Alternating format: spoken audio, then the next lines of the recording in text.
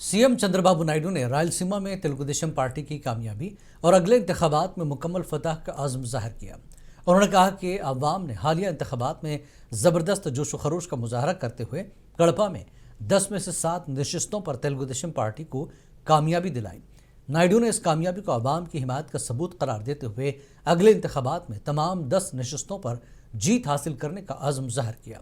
उन्होंने सियासी मुखालफिन के दावों को मुस्तरद करते हुए कहा कि पार्टी कभी पीछे नहीं हटी और उसका झंडा हमेशा लहराता रहेगा।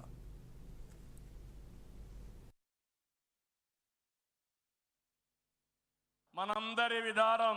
అన్ని ప్రాంతాల అభివృద్ధి వెనుకబడిన ప్రాంతాలమైన ప్రత్యేకమైన శ్రద్ధ ఉత్తరాంధ్ర పైన ప్రత్యేకమైన శ్రద్ధ పెడతాం అమరావతి పూర్తి చేస్తాం రాయలసీమ అభివృద్ధి మన బాధ్యత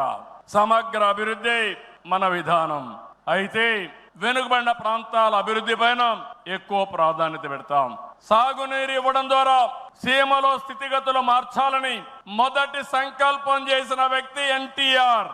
అభివృద్ధి దూరదృష్టితో కడప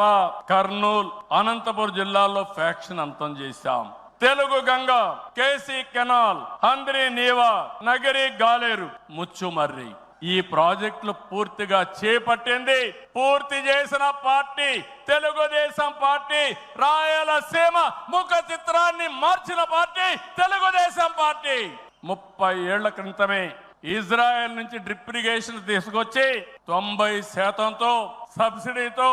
మైక్రో ఇరిగేషన్ ఇచ్చే పార్టీ తెలుగుదేశం పార్టీ అని చెప్పి నేను మీకు తెలియజేస్తాను।